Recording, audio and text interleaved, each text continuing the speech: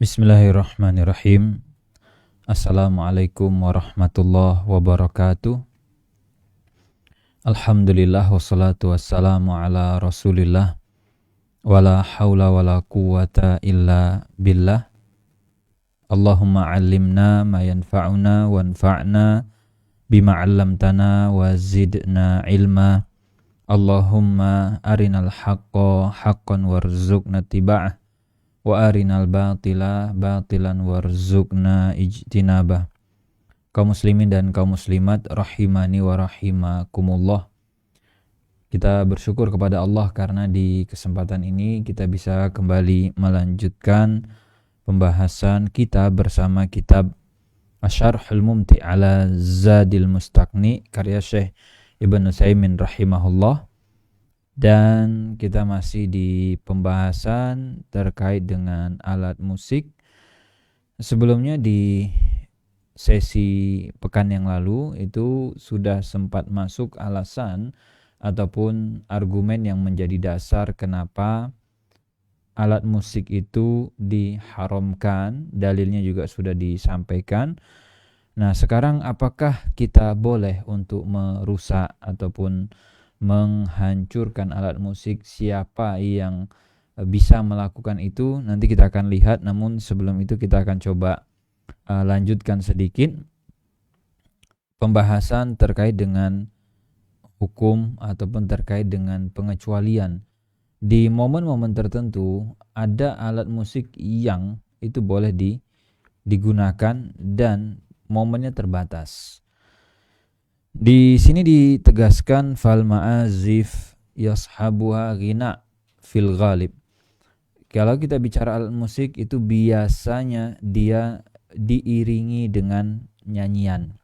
Jadi ini kayak udah satu paket dia. Umumnya begitu fil ghalib. Wal ghina yakunu ma'al ma'azif.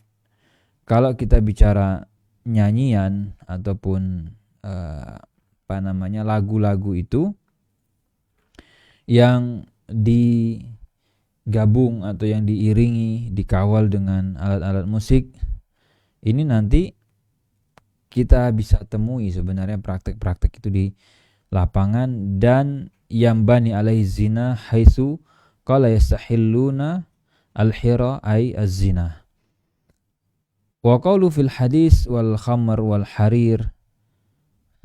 Ini sebenarnya kita sudah kemarin. Kita langsung ke yang ini saja. Maksud dari istihlal ya. Maksud dari istihlal karena di dalam hadis sebelumnya itu Rasul menegaskan yastahilluna. Mereka menganggap itu halal. Maksud yastahilluna ini apa? Nah, di sini dimunculkan pembahasan itu. Wa halil istihlal huna i'tiqad annaha halal. Apakah yang dimaksud dengan istihlal di sini? Itu maksudnya keyakinan mereka bahwasanya ini dari awalnya haram, kemudian meyakini ini tidak haram melainkan halal, atau mereka melakukan mumarasah, ka mumarasatil halal, atau sebenarnya tadi karena ketidaktahuan mereka gitu ya. Atau mungkin mereka meyakini itu haram sehingga ya seperti mereka bermuamalah atau berinteraksi dengan barang-barang yang halal. Al-jawab as-sani li'anna i'tiqada annaha halal qad yukhrij minal Islam. Jawabannya yang kedua kemungkinannya. Sehingga bukan mereka meyakini atau mereka secara sadar tahu ini aslinya haram, kemudian mereka bilang ini tidak haram tapi ini halal. Atau bisa jadi mereka memang gak tahu sama sekali kalau itu haram. Makanya salah satu pembahasan yang cukup sensitif juga sebenarnya terkait dengan muamalah di zaman kita sekarang, yaitu kaitannya dengan alat musik ini. Karena ya orang-orang menganggap itu bukan suatu hal yang masalah, bukan suatu hal yang terlarang, sehingga ketika diangkat pembahasan ini bisa dibilang cukup sensitif juga pembahasannya. Karena banyak pihak yang mungkin terganggu gitu ya, atau banyak pihak yang berkepentingan dengan alat-alat musik ini.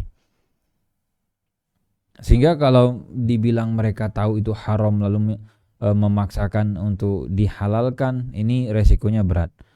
Sebagaimana misalnya khamar ya. Khamar itu semua orang tahu bahwa dia haram. Insya Allah selagi dia muslim itu mereka sadar kalau khamar itu tidak boleh. Mabuk itu haram. Tapi kenapa kok ada yang tetap mabuk, tetap ada yang mengkonsumsi alkohol, minuman keras? Apakah mereka meyakini itu sudah jadi halal? Bisa jadi tidak. Mereka tetap berpandangan ini haram sih, yang saya lakukan salah. Ya, tapi karena dia tergoda, mungkin karena dia kalah oleh hawa nafsu, ya tetap dia konsumsi. Sehingga di sini maksud dari yastahillun yaitu yaf'alunaha fi'lal mustahil laha fala yunkirunaha. Jadi mereka melakukan itu seperti orang yang menganggap itu memang halal karena dia bisa jadi nggak tahu dan seterusnya. Nah, kemudian kalau bicara alat musik, ini secara cakupan sifatnya umum. Al-ma'azif itu amah. Dia tasmul kulla alatil, mencakup semua alat-alat baik yang dipetik, dipukul, digesek, tiup. Lakin hunaka syai'un mukhassas lil umum wa huwa isti'malu duf fil munasabat. Ada pengecualian, yaitu ada yang namanya duf, alat musik yang dipukul, dan ini halal di beberapa momen tertentu. Kenapa kok bisa dikatakan itu jadi halal di momen tertentu saja? Karena ada dasarnya dari Rasul SAW di mana membolehkan hal tersebut. Makanya kalau kita membahas terkait dengan agama, kita butuh sandaran. Kasimali dufi al-a'ras, seperti penggunaan duf di pernikahan. Wasti'malu dufi ayami al-a'yad, dan kemudian ketika lebaran. Isti'malu dufi kudumil ghaib al-kabir, ketika menyambut sosok ataupun tokoh masyarakat yang punya nama besar yang datang. Nah, di sini karena ada dasarnya. Tapi kalau kita tidak memiliki sandaran dasar, ya kita tidak bisa mengatakan itu dihalalkan. Ammal awal, yang pertama tadi, itu Rasul SAW bersabda, a'linun nikah, kalau kalian menikah maka umumkan pernikahan kalian, bahwa kalian sudah menikah. Wadribu alaihi bil ghirbal, dan kemudian Rasul sebutkan di situ boleh kita memukul tadi alat musik tadi. Wa in kana hadzal hadits fihi ma fihi lakinnahu lahu muayyidat. Walaupun kata para ulama hadis ini juga diperbincangkan ya mengenai statusnya, apakah dia bisa dijadikan sandaran atau tidak, namun ya secara umum dia punya penguat riwayat yang lain. Wa amal a'yad fali anna Abu Bakar, kalau yang kedua itu di momen hari raya, ini pernah kejadian di saat Abu Bakar datang menemui Rasul SAW. Ternyata ada dua anak perempuan yang sedang mereka memainkan duf tadi. Apa yang dilakukan oleh Abu Bakar? Abu Bakar mencecar mereka. Fantaharahuma wa qala amizmarus syaitan inda Rasulillah. Ini apa-apaan nih, kok ada seruling setan di sisi Rasul SAW? Kalian ngapain tuh main-main yang begitu? Nah, kalau kita perhatikan, kenapa Abu Bakar marah coba?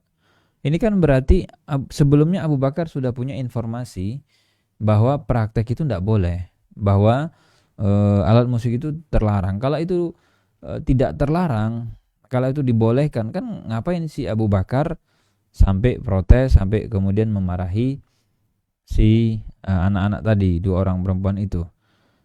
Maka kemudian Rasul menyebutkan kondisi ini, da'huma fa innaha ayyam id. Itu sudah, biarkan saja, tidak apa-apa karena ini kita sedang momen id. Wa amma qudumul ghaib, lalu yang ketiga, yaitu pengecualiannya di saat menyambut orang atau tokoh yang datang, yang mungkin sebelumnya dia menghilang ataupun dia pergi lama. Kudum min safar, aqadima min safarin faja'at imra'ah ilaihi Faqalat, ketika Rasul datang dari safarnya, ada seorang perempuan datang dan mengatakan, "Ya Rasulullah, wahai Rasulullah, inni kuntu nazartu in raddakallah saliman." Jadi perempuan ini pernah nazar kalau Allah datangkan Rasul dalam keadaan selamat, sehingga Rasul sampai kondisinya selamat, an adrib baina yadaika biduf.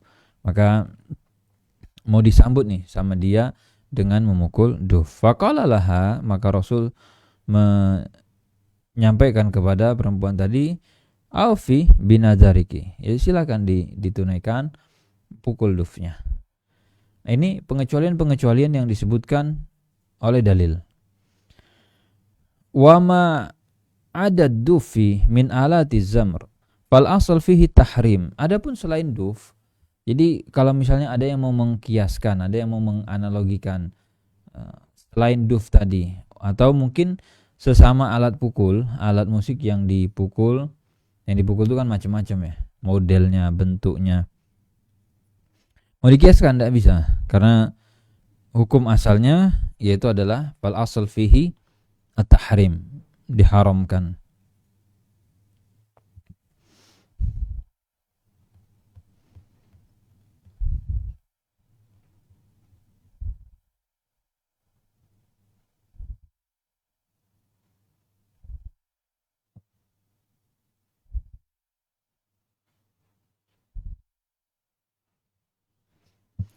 Li'anahu dakhilun fil umum, karena dia masuk dalam keumuman larangan mengenai alat musik. Wa ma'ada dzalika aidan minal ahwal allati rukhisa fiha fa innahu hatta duf yakunu haraman. Termasuk nanti di momen-momen di luar kondisi yang disebutkan tadi, maka alat musik meskipun itu duf ya, gak boleh dimainkan. Haram untuk dimainkan. Ini berdasarkan dalil yang ada tadi. Li'anna makhassas bihalin yajibu an yatakhassas biha. Karena penghususan dengan kondisi atau dengan keadaan tadi saat menikah dan kemudian juga tadi Id gitu ya. Itu hanya berlaku pada kondisi khusus itu sendiri. Idzan al-mizmar min alatil azf allati la tubahu bihalin wa ala hadza fayajibu itlafu. Nah, ini konsekuensi hukum. Ketika disebutkan itu terlarang, enggak boleh dimanfaatkan karena pemanfaatannya haram, berarti ada kewajiban untuk itlaf, merusaknya, kewajiban untuk menghancurkannya. Sekarang ini akan dikaitkan dengan pembahasan fikih muamalah. Fa iza atlafahu mutlifun lam yakun alaihi dhamanun. Kalau alat musik itu dirusak oleh seseorang secara kajian fikih muamalah, lam yakun alaihi dhaman. Tidak ada kewajiban dhaman. Tidak ada kewajiban ganti rugi bagi yang merusak. Walakin, nah sekarang ini muncul pertanyaan. Secara default, manil ladzi yukhatab fi itlafi? Siapa sih yang diminta untuk merusak atau yang diminta untuk menghancurkan alat musik tersebut? Yukhatab fi itlafihi man huwa biyadihi, yaitu orang-orang yang memiliki, orang-orang yang memegang, orang-orang yang dia punya alat musik gitu. Man huwa biyadihi. Wa yuqalu lahu yajibu alaika an taksur hadza, tukassir hadza, kamu wajib untuk menghancurkan atau merusak ini. Fa in qala, kalau kemudian dia tanya apakah ini saya bakar saja atau saya patahkan saja, saya rusak, kulna in kanat maddatuhu yumkin an yantafi'a biha, ya kita tinggal cek kalau bahan ataupun komponen penyusunnya, bahan-bahan itu masih bisa dimanfaatkan, masih bisa untuk digunakan pada sesuatu yang mubah, penggunaan yang mubah. Misalnya dibuat jadi gelas atau bahannya dipakai untuk piring misalnya. Berarti kan ini pemanfaatan yang mubah. Ya sudah, jangan dibakar. yakni bihaisu hawiluha ila sundukin min khashabin aw masbah dzalik.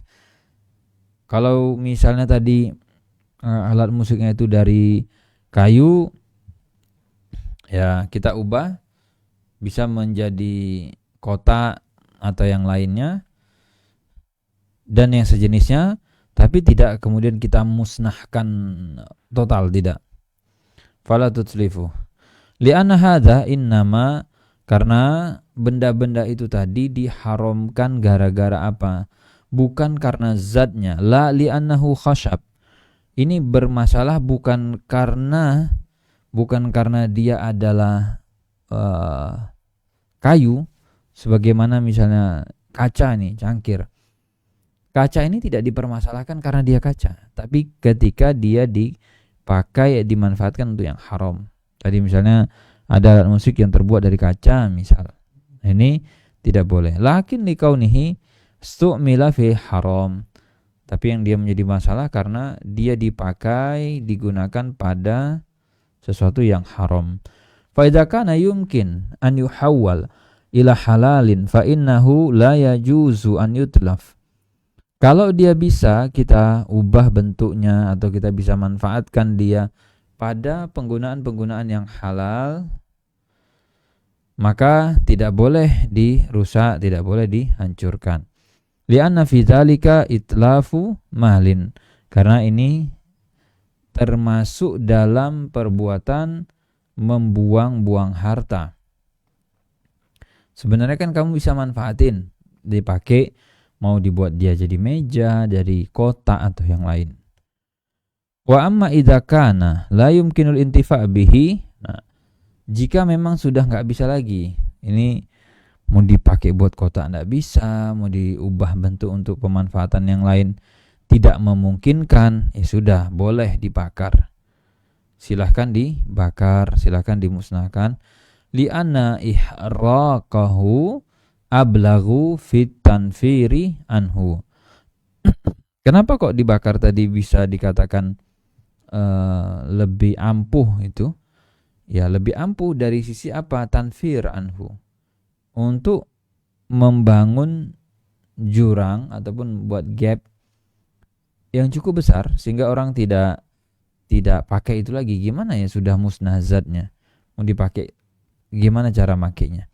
Wali Allah tad'uhu nafsuhu fima ba'd ila jam'i al-mukassarat, dan juga untuk menutup pintu godaan. Karena kan kadang kita nggak bisa pungkiri ya, godaan-godaan untuk kembali kepada dunia yang lama, godaan-godaan untuk mengulangi kembali perkara-perkara haram yang pernah kita lakukan, itu bisa saja muncul. Makanya di sini tad'uhu nafsuhu, dirinya itu memanggil-manggil. Ayolah, itu yang udah kadung pecah-pecah dikumpulin, disatuin lagi, dirakit ulang. Mungkin seperti itu, ada panggilan-panggilan, ada keinginan-keinginan pingin kembali gitu, pingin mengulang lagi. Sehingga bisa saja kalau masih dipecah-pecah atau dipatah-patahkan, digabung-gabung ba'dha ila ba'din, nyatu lagi dia. Hatta yukawina minha mizmaron. Nanti karena dirangkai ulang, disatuin lagi, bisa pula dia hidup lagi atau kembali lagi menjadi alat musik yang utuh. Nah, kemudian ayadulluna ala anna tahriqa ablaghu wa anka anna Rasul sallallahu alaihi wasallam harraqa. Nah, di antara bukti ataupun di antara petunjuk yang bisa kita lihat, yaitu Rasul sallallahu alaihi wasallam mempraktekannya, namun memang konteksnya bukan di alat musik ya, tapi ini Rasul membakar kebun kurmanya Bani Nadir. Dimusnahkan oleh Rasul. Ini pohon-pohon kurmanya Bani Nadir. Dan ini disebutkan oleh Al-Bukhari, juga Muslim di dalam Al-Maghazi. Dan Rasul tidak memotongnya, maksudnya kebun-kebun kurma itu tidak ditebang gitu ya, tidak dipatah-patahkan. Ma'annahu yumkinu antuk ta wa yantafi bi juzu'iha wa yantafi bi usbiha Walaupun kan kalau sebenarnya pohon itu kita tebang, nanti kita bisa manfaatkan, mungkin pelepahnya mau dipakai atau dimanfaatkan batangnya jadi kayu dan seterusnya, jadi papan dan yang lainnya masih bisa dimanfaatkan. Lakinnahu harraqaha, tapi Rasul membakarnya li'annahu ablaghu fil ihana, karena ini adalah bentuk merendahkan yang paling ampuh gitu ya. Ya sudah, ini dibakar saja, nggak kita pakai. Ini nanti kaitannya dengan bagaimana atau sikap apa yang harus kita lakukan kalau ternyata kita memiliki alat musik dan kita baru tahu gitu. Oh, ternyata nggak boleh ya. Oh, ternyata ada larangannya. Oh, ternyata, nah, baru tahu gitu. Sementara kita punya alat musik itu. Maka sebaiknya rusak, atau tadi kalau mau sampai dibakar silahkan, jika memang tidak bisa dimanfaatkan untuk kepentingan lain yang mubah. Idzan yukhatab manin hiya biyadihi. Jadi ini yang dimintai ataupun yang diajak berbicara, tujuannya diarahkan ke siapa? Ke pihak yang memiliki tadi. Summa yajibu ala, nah berikutnya yang kedua siapa? Yaitu adalah ulatil umur, an yukasiruha, para pemimpin, para pemerintah ya. Kenapa kok pemimpin yang dikenai kewajiban untuk tanggung jawab itu untuk memusnahkannya, menghancurkannya? Li'annahum mas'uluna anil ummah fi hadza syai', karena para pemimpin tadi dia akan dimintai pertanggungjawaban oleh Allah Azza wa Jalla. Ini loh, di masyarakatmu mereka begini nih, ada enggak upaya kamu dulu mencegahnya? Ada enggak upaya kamu dulu mengurangi kemaksiatan-kemaksiatannya? Makanya berat tugas seorang pemimpin, pertanggungjawabannya panjang. Mereka ditanya, ini loh masyarakatmu begini, pernah enggak cari tahu kondisi masyarakatnya gimana? Pernah enggak, atau jangan-jangan kamu tutup mata saja, enggak mau tahu kondisi rakyat, enggak mau tahu kondisi di lapangan? Nah, ini jadi semakin berat. Wahum qadiruna ala an yukassiruha walaisu ajizina. Dan para pemimpin tadi kan memiliki apa? Kuasa. Para pemimpin tadi memiliki power untuk merusaknya, menghancurkannya, dan mereka tidak lemah ya sebenarnya. Karena mereka punya kemampuan. Wa yalzamuhum an yukassiruha, berarti ya kewajiban mereka untuk menghancurkannya. Li'alla, supaya tidak menyebar kemungkaran-kemungkaran itu di tengah-tengah umat. Nah, ini jadi tanggung jawab pemimpin. Jadi pemimpin itu bukan hanya memikirkan dirinya, dia memikirkan juga di tengah-tengah umat itu kondisinya sekarang bagaimana, seperti apa. Bahkan panjang juga nanti urusannya kalau selain alat musik. Jangankan itu, apalagi yang sekarang ramai di masyarakat kita yang semua sepakat itu mungkar. Misal ya minuman keras, perjudian, apalagi suap, ya, kemudian narkoba, apalagi intinya praktek-praktek yang semua orang sepakat dah itu masalah gitu. Orang sepakat itu mungkar. Muncul pertanyaan, apa upaya kita sebagai pemerintah, sebagai pejabat, sebagai pemimpin? Nah, ini kan secara struktural bisa aja cakupannya sendiri-sendiri. Ada yang pejabat di tingkat desa, di kelurahan, ada yang dia pejabatnya tingkatnya kecamatan, ada yang di tingkat kabupaten, ada yang di tingkat provinsi, sampai yang di level nasional, negara tadi. Ini jadi pertanyaan besok. Allah akan tanya. Wahum idza taqallah fil ummah ittaqatil ummah rabbah fihim. Dan ini sebenarnya sudah menjadi apa ya? Sudah menjadi ketetapan sebenarnya. Kalau para pemimpin itu bertakwa kepada Allah, mengarahkan masyarakatnya untuk bertakwa kepada Allah, insya Allah akan lebih gampang. Karena sifatnya mereka punya kuasa, mereka punya kendali. Nah, kalau yang di atasnya bertakwa, sangat peduli dengan isu korupsi, sangat peduli dengan isu penggelapan, isu suap, sangat peduli dengan isu apalagi nepotisme dan yang lainnya, itu insya Allah ke bawah bisa dia upayakan agar sistemnya diperbaiki, agar nanti tata kelolanya dievaluasi. Makanya sampai ke bawah rakyatnya pun akan menunaikan hak-haknya. Wa idza kana al-amr bil aksi sara al-amr bil aksi. Sebaliknya, kalau yang terjadi adalah keputusan-keputusan itu dibuat bukan berdasarkan takwa kepada Allah, tapi kepentingan-kepentingan hawa nafsu dan seterusnya, maka ya sudah, yang terjadi adalah kehinaan demi kehinaan, kekacauan demi kekacauan. Dan ini sebenarnya bisa kita lihat gitu ya. Lidzalika yajibu ala wulatil umur an yukasiru hadhil alat. Maka ini menjadi tugas para pemimpin untuk menghilangkan ataupun mungkin tadi menghancurkan jika memang sudah ada. Li'annaha dararun alal mujtama' amatan. Karena ini adalah bentuk keburukan, ini adalah bentuk mudarat bagi masyarakat secara umum. Wa 'alal amni wa 'alal ulah aidan. Termasuk nanti yang punya kuasa, yang punya power, entah dia pejabatnya, entah dia wakil rakyatnya, disuarakan supaya masyarakat itu bersih dari hal-hal yang merusak iman, merusak tauhid, merusak takwaan kepada mereka. Dan ini sudah sudah bisa diamati juga ya. Orang itu ketika jauh dari Allah, li'anna nufus idza abadat anil khaliq, ketika diri seseorang dia jauh dari penciptanya, jauh dari Tuhannya, jauh dari Allah, maka empatinya, maka kepeduliannya terhadap sesama makhluk ini juga akan kurang. Wahadil asya, dan ini semua akan menjauhkan makhluk dari penciptanya.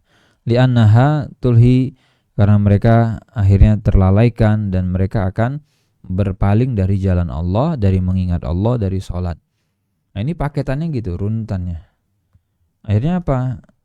Ya nggak sholat itu biasa.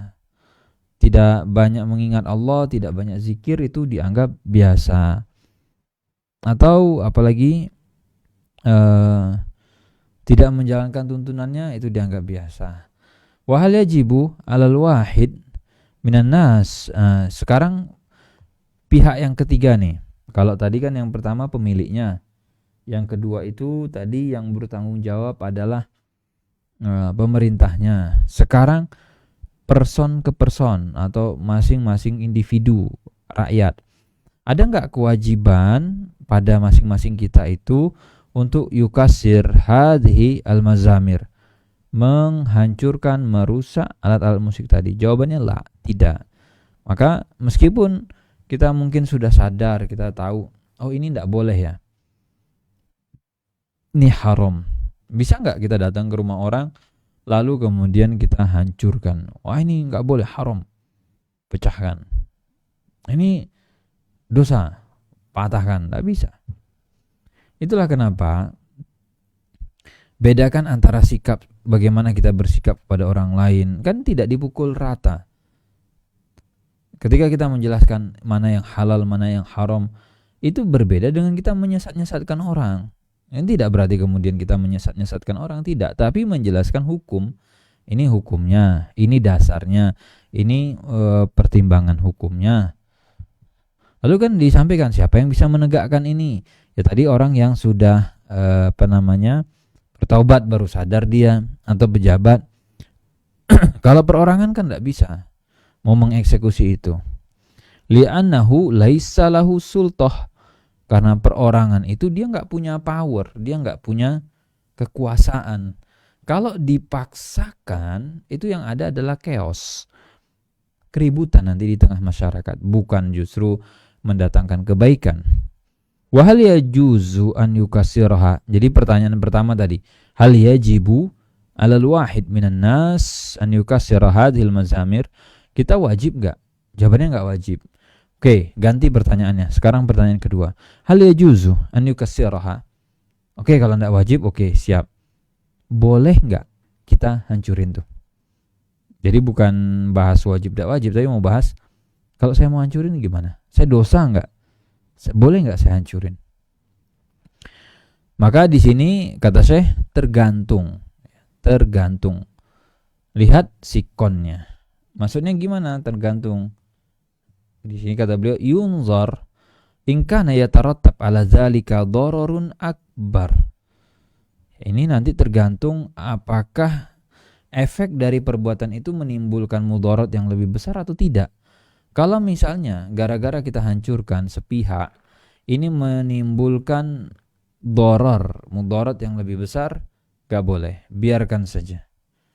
Bukan berarti kita tidak mengingkari, kita mengingkari, tapi karena kita tidak punya power, tak bisa eksekusi itu langsung. Kalaupun dieksekusi paksa, yang muncul adalah keributan-keributan yang semakin besar, tahan. Kama la hasalat fitnatun fi taksiriha bi an yakuma sahibuha ala hadha wa yunazi'uhu wa yukhasimu wa rubbama yahsul bainahuma syarr. Nah, kalau contohnya tadi, kalau misalnya kita paksakan, timbul fitnah, timbul salah paham, timbul keributan, bahkan si pemilik alat musik karena dia terganggu, yang dia lakukan apa? Ya, yunazi'uhu. Dia ngajak ribut. Ya udah wis, kalau kamu maunya begitu, ya udah ayo kita tarung aja. Karena kamu merusak kepemilikan saya, enggak apa-apa, ayo kita tarung aja, gelut sekalian. Memang ditantang. Ini kan jadi masalah baru. Dan memusuhi kita, bahkan enggak sampai memusuhi saja, bahkan dia akan melakukan kegiatan pembalasan yang itu akan menimbulkan mudarat yang banyak. Fahuna, kalau di kondisi ini maka tidak boleh. La yukassirha walakin iza sami'aha yahrub minha. Tapi kalau kita mendengarkan lantunan atau mendengarkan alat musik dimainkan, sebaiknya menjauh, ya. Tinggalkan, jauhi. Wa in lam yakun fitnatun. Sekarang kemungkinan kedua, kalaupun kita rusak secara sepihak, itu tidak menimbulkan fitnah, tidak menimbulkan keributan, bihaitsu ata ala hinin ghaflatin wa wajadaha wa kasaraha falabas. Jadi dia merusaknya di momen orangnya tidak ada, dan kemudian tidak ada CCTV di situ, kehadirannya tidak terdeteksi, sehingga kalaupun misalnya rusak mau dilacain yang rusak siapa, nggak ke peta, nggak ketemu, ya oke, bisa sih seperti itu, mengingkari kemungkaran. Lakin ma'ahadha idza kana yakhsha annahu yumkin an yutatabba hatta yu'raf yasul syarr wal fitnah fa innahu la yajuz. Tapi ingat, kata Syekh, kalaupun nanti orangnya pemiliknya nggak ada, tapi ada kekhawatiran nanti kamu akan dikejar-kejar, akan dicari tahu, pokoknya diikuti, ataupun pokoknya akan terus sampai dapat ini. Nah, kalau sudah dapat disuruh ganti, atau mungkin diributin, diperkarakan, dipenjara dan yang lainnya, maka la yajuz, tidak boleh kamu pecahin. Karena beberapa alat musik itu ada yang harganya lumayan. Maksudnya bukan sekedar jutaan lagi, bisa puluhan juta, bisa belasan, bisa ratusan. Maka ya sudah, kita belum bisa mengingkari kemungkaran dengan tangan kalau seperti itu. Wasalibin. Oke, sekarang kita bergeser ke objek lain yang mungkin secara zat ini nggak ada masalah, dia secara zatnya aman, tapi penggunaannya tidak diperbolehkan, yaitu salib. Salib di sini yakni kadzalika kasr as-salib. Kita mematahkan atau kita merusak salib itu secara prinsip dikaji juga di dalam muamalah. As-salib huwa ibarah an khatain ahaduhuma qa'im wal akhar mu'tarid. Salib ya kita tahu ya, itu ada dua garis, satu mendatar, yang satu lagi menurun, gini, tegak. Ya, seperti apa tanda tambah. Ya, insya Allah kita sudah tahu lah itu. Idda'at an-nasara anal masiha Isa ibnu Maryam Isa ibnu Maryam alaihi salatu wasalam kutila wa suliba alaih. Kaum Nasrani itu mereka mengklaim bahwasanya Nabi Isa ini wafatnya itu dibunuh dan beliau disalib. Wala ala zalik wallahu alam. Jadi kata Syekh, ya mudah-mudahan memang seperti itu. Wallahu alam gitu ya. Liquatil yahud wa zuhurihim alaihim. Kok bisa ya sampai kejadian seperti itu? Ya jawabannya karena orang-orang Yahudi cukup kuat waktu itu dan mungkin sampai sekarang juga. Dan akhirnya Nabi Isa diserang. Wa illa faminal ma'lum anna nasara yu'azzimuna Isa alaihi salatu wassalam. Sedangkan kaum Nasrani sendiri kan mereka mengagungkan ya, mereka menghormati Nabi Isa alaihi salatu wassalam. Walladzina da'u annahum qataluhu wa salabuhu umul yahud. Sedangkan yang mengatakan bahwa mereka itu yang membunuh, yang menyalib itu adalah orang-orang Yahudi itu Tuhannya. Allah berfirman disebutkan di dalam surah An-Nisa, wa qaulihim inna qatalna al-masiha Isa ibna Maryam Rasulullah wa ma qataluhu wa ma salabuhu walakin syubbiha lahum. Ketika orang-orang Yahudi itu mengatakan kami sudah bunuh Isa ibn Maryam, Allah bantah, kalian tidak membunuhnya, tidak menyalibnya, tapi yang itu adalah yang diserupakan dengan Isa. Wa innal ladzina ikhtalafu fihi la fi syakkim minhu. Dan mereka berada dalam keraguan malahum bihi min ilmin illa tiba' az-zan wa maqataluhu yakin. Sebenarnya mereka juga dalam posisi enggak yakin-yakin banget sudah membunuh Nabi Isa. Walihadza yajibu alaina nahnul muslimin an na'taqida anna Isa alaihi salatu wassalam lam yuqtal. Nah, ini dia tadi. Berbedanya antara Yahudi kemudian Nasrani dengan Islam itu apa? Umat Islam kita berkeyakinan bahwa Nabi Isa alaihissalatu wassalam itu belum dibunuh atau tidak dibunuh dan tidak disalib. Yajibu alaina, ini kewajiban kita ya, ini keyakinan kita. Anak taqidah annal yahud ba'u bi ismi qatlihi wa salbihi li'annahum aqarru bi annahum qatalu wa salabu fa ba'u bil ismi li iqrarihim. Jadi pelanggaran-pelanggaran yang dilakukan tadi oleh orang-orang Yahudi gitu ya, yang mereka mengaku sudah membunuh, sudah menyalib, maka kebencian-kebencian mereka terhadap nabi-nabi Allah yang lain, nah itu tentu akan ada hitungannya juga. Hadas salib. Nah, salib ini tadi, jadi itu tadi cerita awal, dan salib itu adalah yang diagungkan, tu'azzimuhun nasara. Makanya mereka kemudian kalungkan juga di a'naqihya, di leher-leher mereka dan di pintu-pintu rumah mereka, ala abwabi buyutiha wa fi majalisiha wa fi kulli syai'. Ini mereka di ruang-ruang pertemuannya. Nah, pokoknya salib itu mereka gambarkan. Itu mereka agungkan dengan dalih apa? Bihujjatin annal masiha alaihi salatu wassalam, karena mereka berkeyakinan Nabi Isa itu kutila wa suliba alaihi, dibunuh dan disalib di atasnya.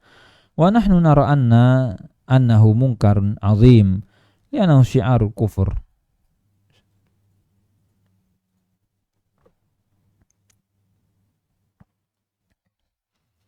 Nah, bagi kita bagaimana sikap kita terhadap salib yang digantung-gantung itu adalah kemungkaran yang luar biasa, dan itu adalah syiar ya, tanda ataupun simbol kekufuran. Wa anahu mabniun ala kazbin la haqiqah lahu, dan ini dibangun di atas kedustaan, tidak ada esensi dasarnya. Wal mabni alal kadzib wal kadzib batil yakunu batilan, maka itu sebenarnya ada sesuatu yang tidak benar. Fa idza kassara insanun saliban fa innahu la yatmanuhu. Karena tadi berangkatnya gitu, kita meyakini bahwa salib itu adalah sesuatu yang mungkar, salib itu adalah sesuatu yang tadi bertentangan dengan keyakinan Islam. Kalau misalnya ada seseorang merusak salib, sebenarnya dia tidak dimintai ganti rugi. Dan la yajuzu iqraruhu fa inna Nabi sallallahu alaihi wasallam kana la yada syai'an fihi salib illa naqadah. Jadi Rasul itu merusak ya, menghancurkan salib-salib, walakin law atlafahu dhamina wa hal yatmanuhu bikimatihi saliban au bikimati mukassaran. Kalau yang pertama tadi, di sini yang dilakukan adalah kassara, hanya merusak saja, mematahkan atau mungkin tadi memecah gitu ya. Tapi kalau yang di sini atlafa, ya memusnahkan, membakarnya sampai nggak berbentuk lagi. Ini dia harus ganti rugi. Tinggal lagi permasalahannya, kalau disuruh ganti, menggantinya ketika dalam kondisi berbentuk salib atau ketika kondisinya sudah remuk. Jawabannya kondisi nilai saat dia sudah remuk itu. Ini kata Syekh tadi. Li'annahu laisa lahu qimah syar'an. Karena di saat dia menjadi salib itu kan tidak ada nilainya. Secara syariat nol nilainya. Makanya kan kita seorang muslim tidak boleh jual beli salib. Seorang muslim tidak boleh mengenakan, tidak boleh tadi memproduksi juga, dan seterusnya. Transaksi-transaksi yang berkaitan dengan salib. Walakin halil insan an yukasira. Boleh nggak kalau kita misalnya merusak salib tadi yang misalnya dipakai oleh orang-orang Nasrani atau yang lain? Jawabannya enggak. Jadi kalau kita secara pribadi gitu, ketika lihat orang ketemu salib, kita tarik salibnya, atau mungkin di gantungan kunci motor, gantungan kunci mobil dia ada salibnya, atau di mobil dia digantung, di situ ada salibnya, kita mau ambil, kita buang, kita patahkan, boleh? Tidak boleh. La li'annahu laisa lahu wilayah. Kita nggak punya power untuk melakukan itu. Jadi tidak bisa main hakim sendiri.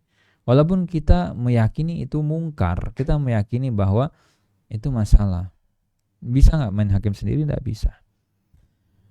Hatta yumkin man kasara min kasri hadi as-sulban man summa la furidha anna nasrani adhara salib wa a'lanahu fi libasi aw ghairi zalik fahuna yajibu ala ulatil amr. Nah, sekarang muncul masalah, bagaimana kalau si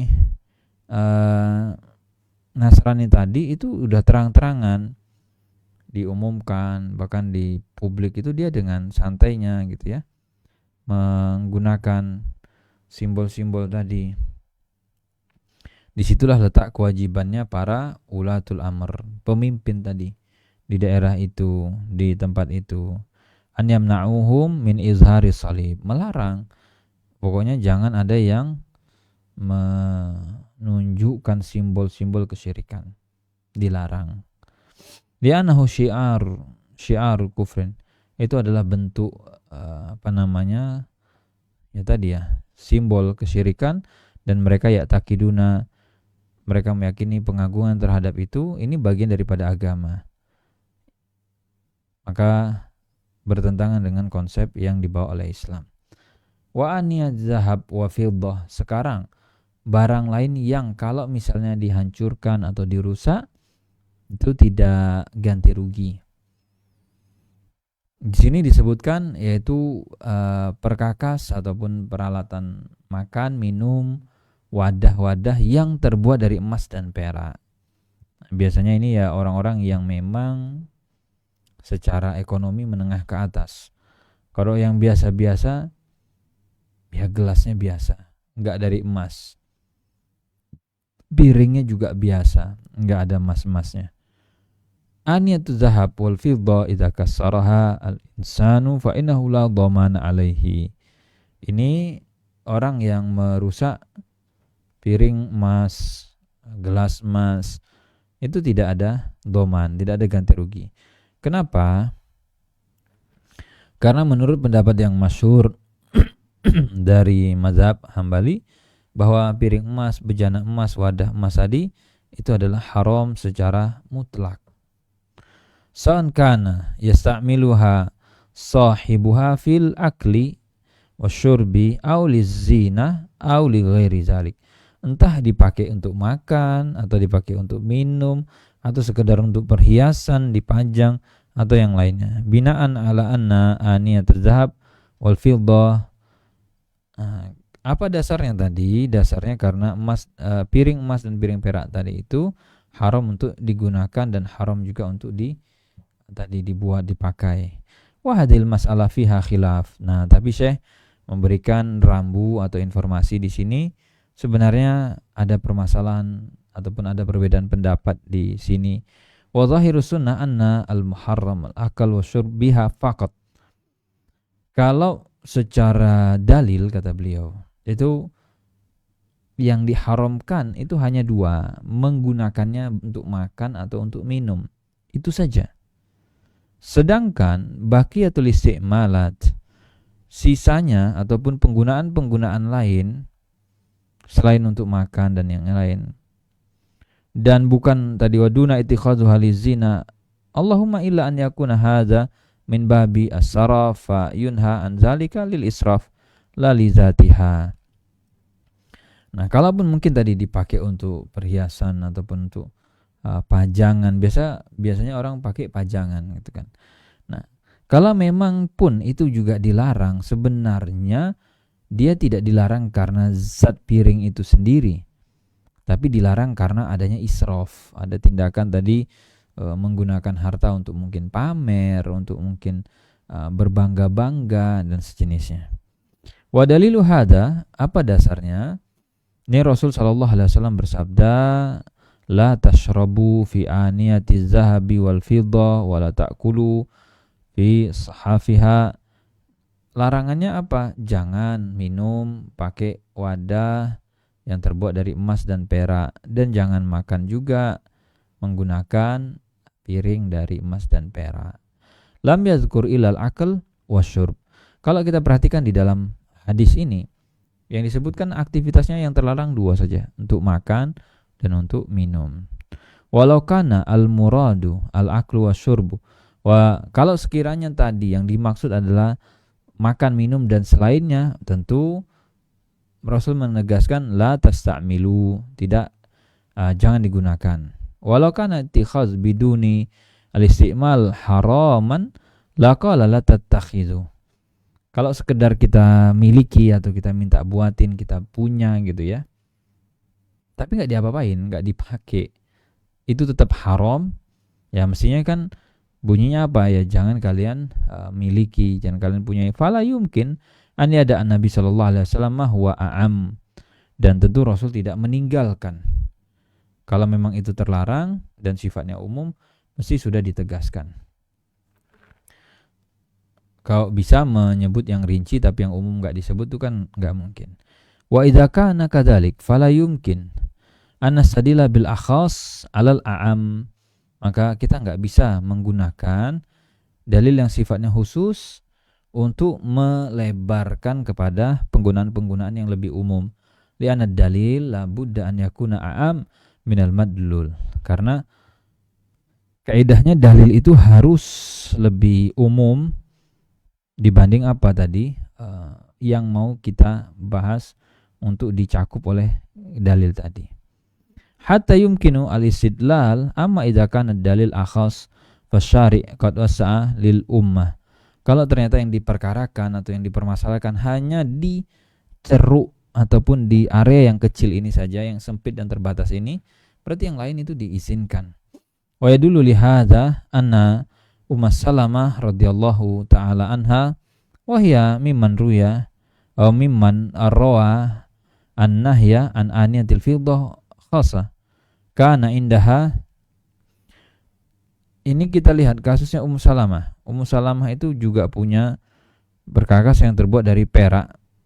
Jadi seperti yang kita mungkin Gucci dan sejenisnya, tapi dari perak. Hafizat fi sya'arat min sya'ar Nabi sallallahu alaihi wasallam wa kana an-nas yastashfuna bihadhihi sya'arat. Idza marida al-marid sobat bi fi hadzal jiljal ma'an.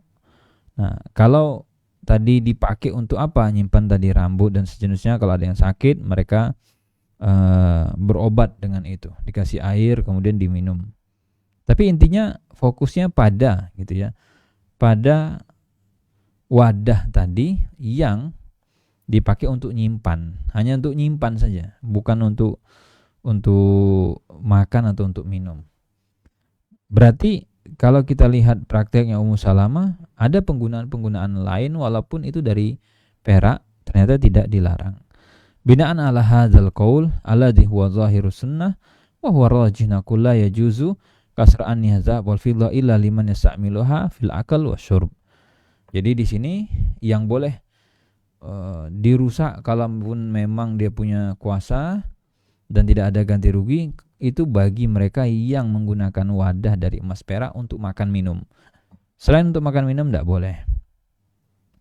Boleh untuk keperluan-keperluan yang lain dan tidak ada doman. Wa alal qaul bi jawazi tiqadiha fa innahu yatmanuha idza kassaraha li'annahu hala baina sahibiha wa baina amr mubah lahu. Maka kalau ada orang kemudian memaksakan mau ngerusak dan yang lain, ya dia harus ganti. Ini kasusnya kalau jadi perkara kita mengingkari kemungkaran. Jadi yang didiskusikan dari awal tadi, bagaimana sih cara kita mengingkari kemungkaran kalau kita menganggap itu mungkar? Jadi kan pertama kita harus dudukkan dulu wadah dari emas, gelas dari emas, dari perak, itu mungkar enggak? Ada yang mengatakan ya pokoknya tetap mungkar, walaupun enggak dipakai untuk makan dan minum. Tapi tadi Syekh memilih pendapat yang mengatakan dia hanya jadi mungkar kalau itu dipakai makan dan minum. Berarti kan dari sorotan ini saja sudah beda dalam meninjau ini mungkar atau bukan. Kalau kita anggap itu tidak mungkar kan berarti tidak perlu diingkari. Kita mengingkari kalau itu mungkar. Itu baru dalam menilai. Kemudian bagaimana caranya menghilangkan kemungkaran, sehingga tidak hanya modal semangat. Oh berarti kamu kalau begitu setuju dengan kemungkaran. Bentar, bukan masalah kita setuju atau tidak. Kita tidak punya power untuk menghilangkan kemungkaran itu. Kalau dihilangkan paksa nanti ribut, dihilangkan paksa nanti timbul mudarat lebih besar dan yang lain. Maka kaidah ingkarul mungkar juga perlu diperhatikan. Wa aniyati khamrin ghairi muhtaramah. Nah ini nanti kaitannya dengan sloki, minuman keras dan yang sejenisnya. Itu nanti kita akan bahas di sesi berikutnya insyaallah. Mudah-mudahan ada faedahnya. Kita cukupkan. Subhanakallahumma wa bihamdika asyhadu an la ilaha illa anta astaghfiruka wa atubu ilaik. Assalamualaikum warahmatullahi wabarakatuh.